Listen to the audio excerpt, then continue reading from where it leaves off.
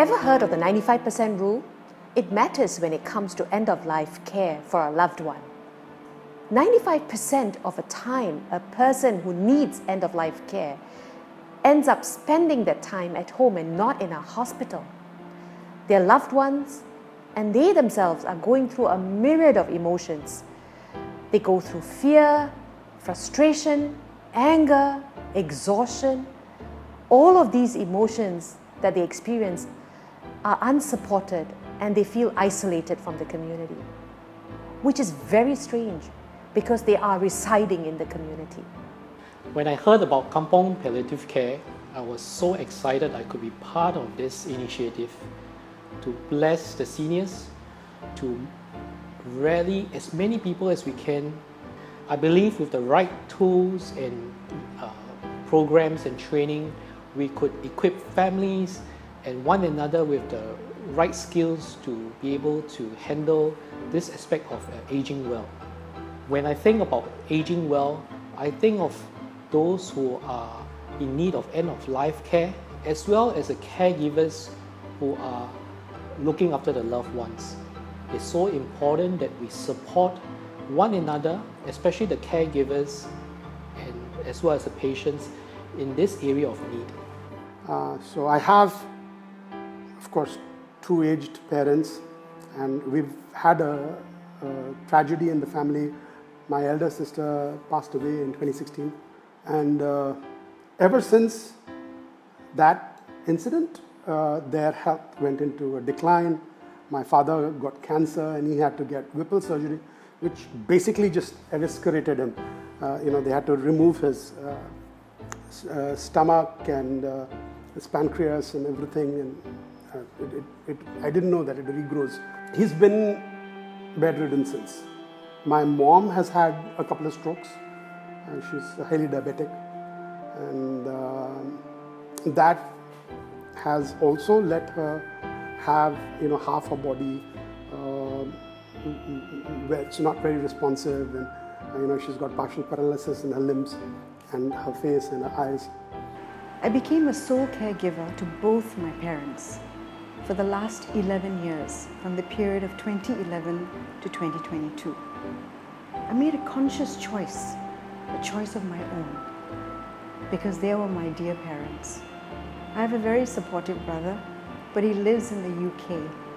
And so you can imagine during the COVID lockdown how challenging it was for me, for my brother even, with the guilt he was carrying, to look after my mother after my father passed. I had very few helpers.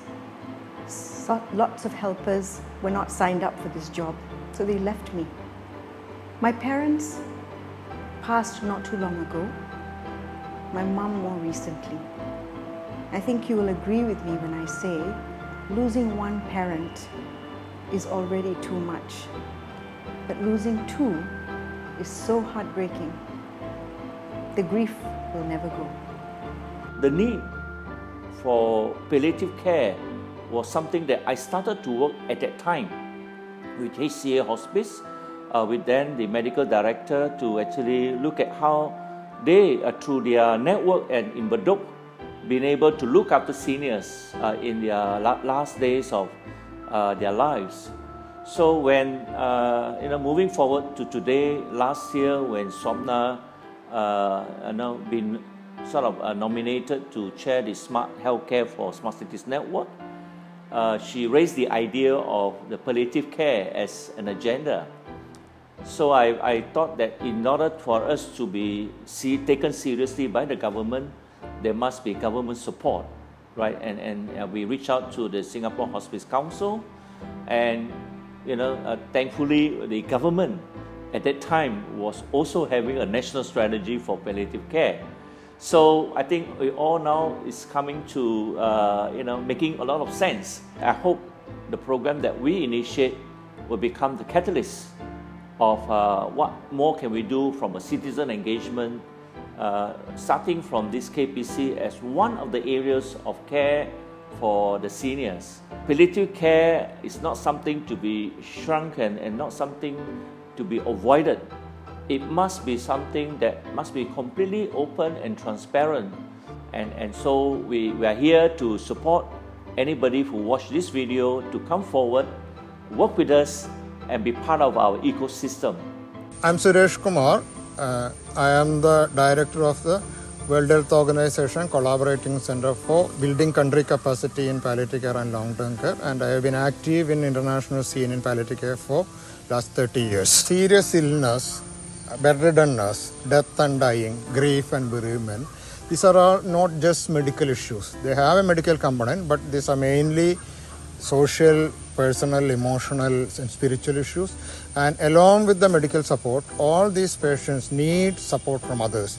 There's a period when which the people are dependent on others, and we need to support them to go through this difficult time. This is what we call palliative care. Singapore has an excellent healthcare system, so the medical support is good, but if you add up, if you complement it with support from general public, support from the neighbors, support from family members, life of these patients, bedridden patients, dying patients, people with long-term illness, their life can be much better. What motivated me to participate in this project is, first, I've been approached by people that I know, people that I trust, and they share with me a problem which is a real problem that's going to impact the whole nation. And I have seen their ideas and what they wanted to do about it, and I believe that as a tech company, there's something that we can come alongside with them to contribute. And what we believe we can contribute is the concept of a metaverse where we can use a common space like an auditorium for thought leaders, government to come in, and for practitioners that have done something well to share all their good practices, for others to learn and to be aware and to say, I want to do something about it. And at the very moment they say, yes, I want to participate, for them to be able to, through the metaverse world, to enter different zones. From that perspective, I realized that I'm a concerned person.